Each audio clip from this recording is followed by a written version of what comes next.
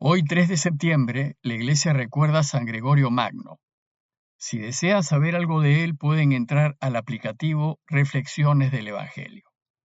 Y el sábado de la 22ª semana del tiempo ordinario, el Evangelio que toca es el de Lucas 6, 1 al 5.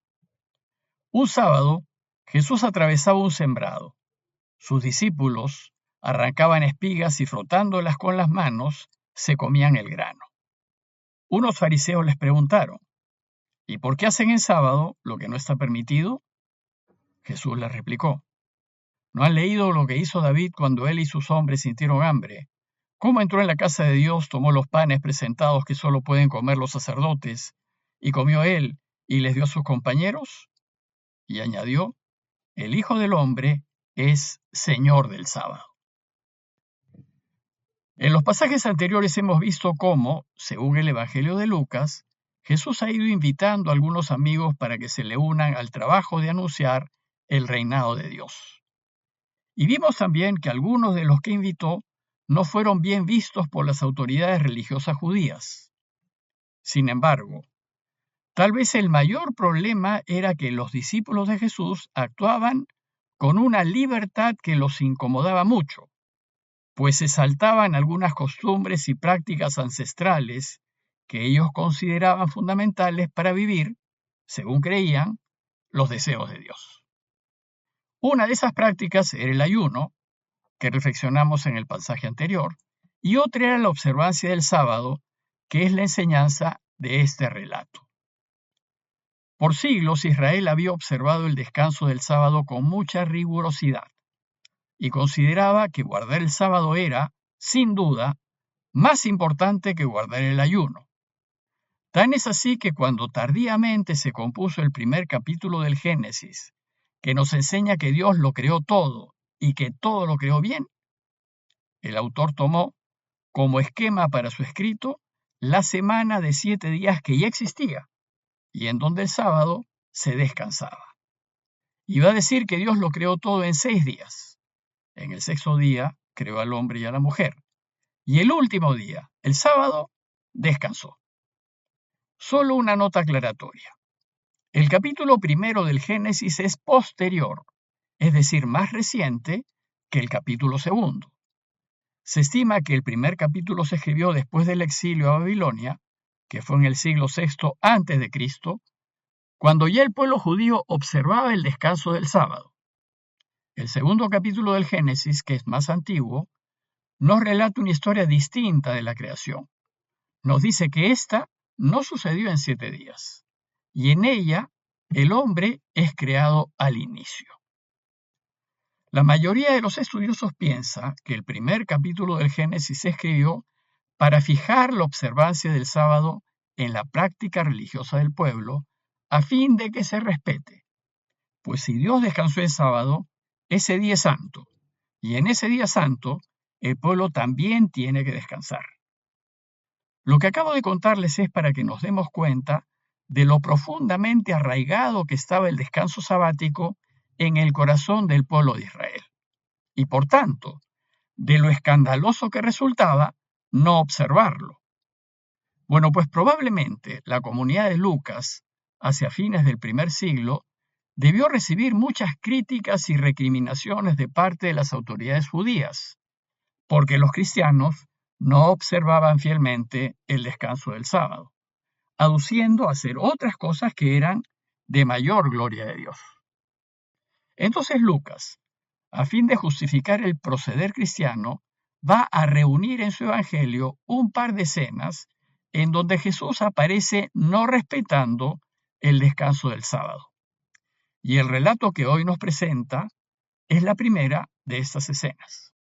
Desde los inicios del cristianismo, la Iglesia ha querido aprender a hacer como Jesús, ese hombre libre, para quien su Padre lo fue todo. Bueno, pues la actitud de Jesús ante el sábado y ante cualquier medio que convirtamos en absoluto, se va a convertir en modelo de la práctica cristiana. Pues solo Dios es el fin, y todo lo demás, por más que lo amemos o por muy importante que sea, es solo un medio y por tanto prescindible.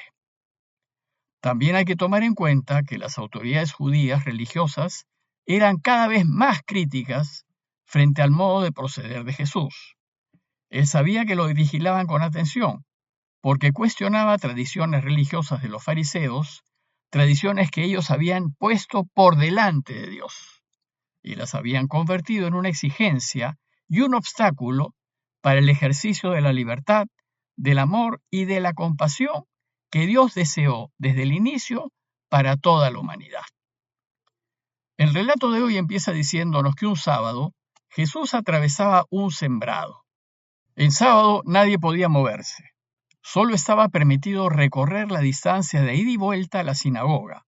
En la práctica, esa distancia permitida era de cerca de 1 kilómetro.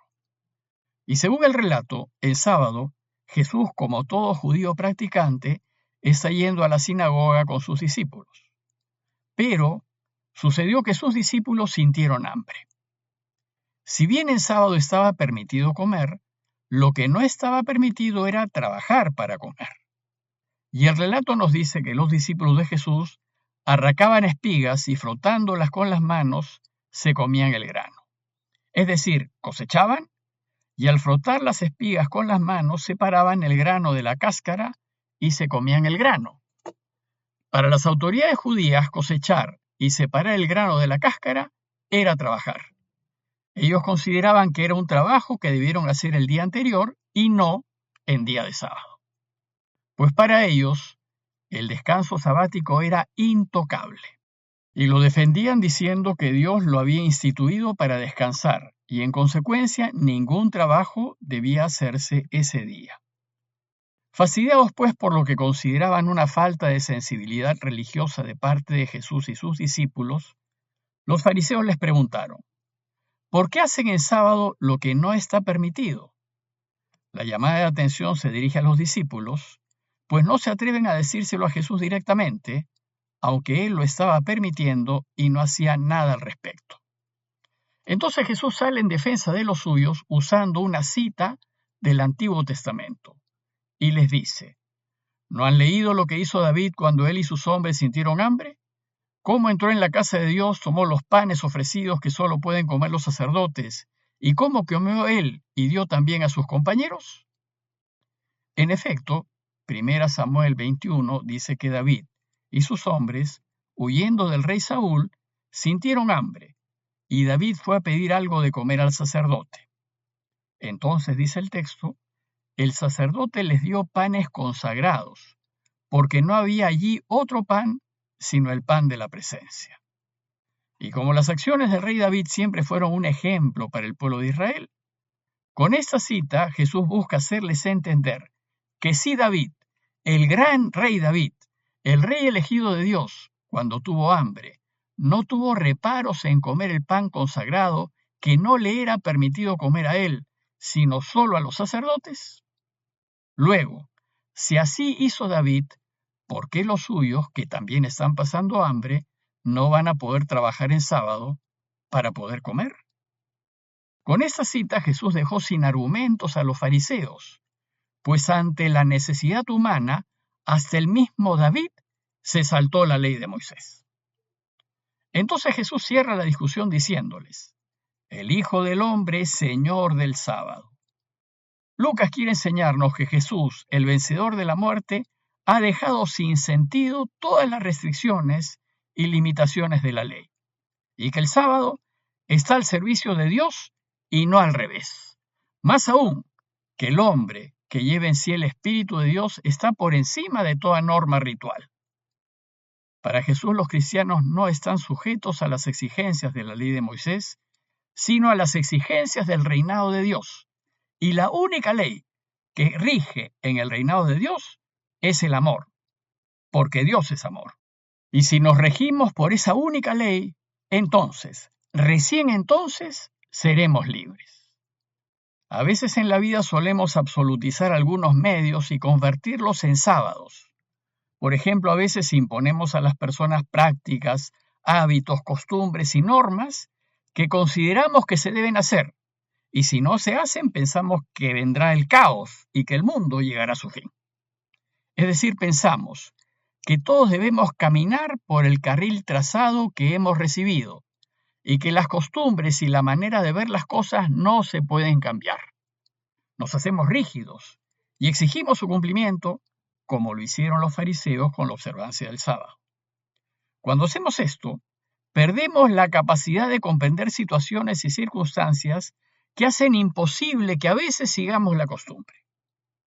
Entonces, como hicieron los fariseos, nos escandalizamos y enfilamos todas nuestras armas contra quien incumple, porque las cosas no se hacen como se deberían hacer o como creemos que se deberían hacer, y que usualmente son asuntos de forma y no de fondo.